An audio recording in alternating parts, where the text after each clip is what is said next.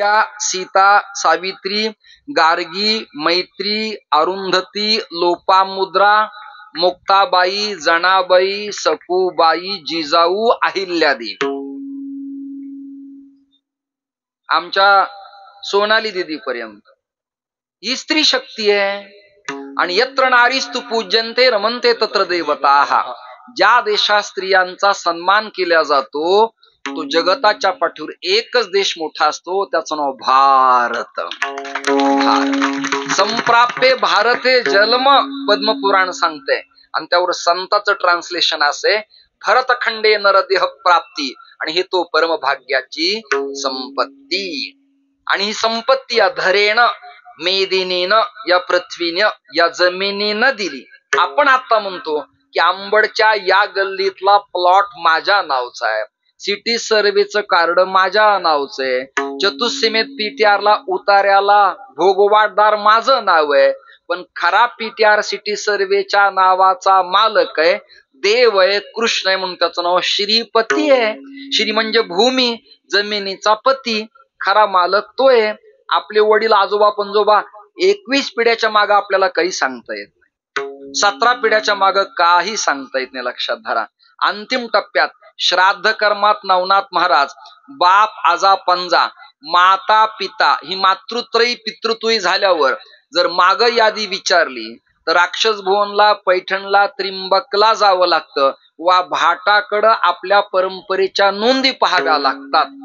पण शेवटी कळतं की आता नावं सापडत नाहीत. मग गदाधर, नारायण, मधुसूदन, वामन, रामकृष्णादी असा उच्चार करावा लागतो.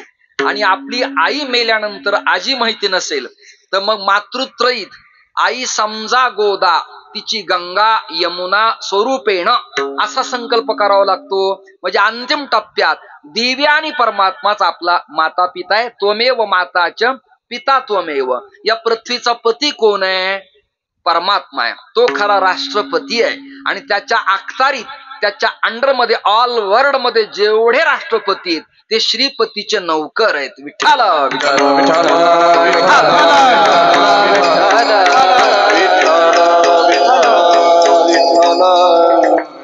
म्हणून सकाळी प्रातःसमयाला प्रार्थना होते आपल्याकडं. समुद्र वसने देवी, पर्वतस्तन मंडले, विष्णू पत्नी नमस्तुभ्यम, पादस्पर्शम क्षमस्व मे. हे धरा, हे मेदिनी, हे धरित्री, हे जमिनी, तुझ्यावर मी थुंकलो, लात मारली, मी तुझ्यावर मलविसर्जनाआधी क्रिया केल्या, जरा मला माफी कर. मला कळलंय की तू आमच्या भगवंताची अर्धांगिनी आहेस, आमच्या सगळ्यांची माता आहे. म्हणून शेतकरी वर्ग देवाला मानतोच, पण जमिनीला आपली काळी माता म्हणतो. काळी माता म्हणजे एक्झॅक्टली काय? भद्रम कल इति इति भद्रकाली.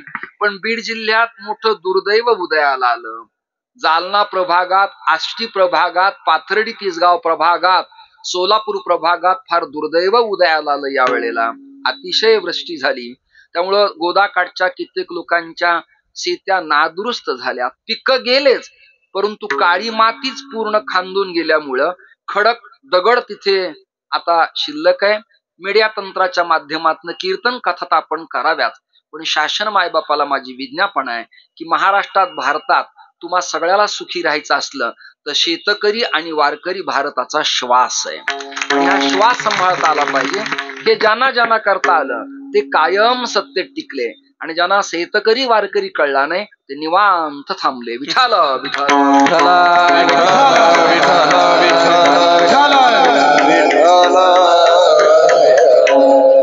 कित्येक युट्यूबला मी पाहिलं, कित्येक वयस्कर महिला पाण्यात जाऊन रडतायत.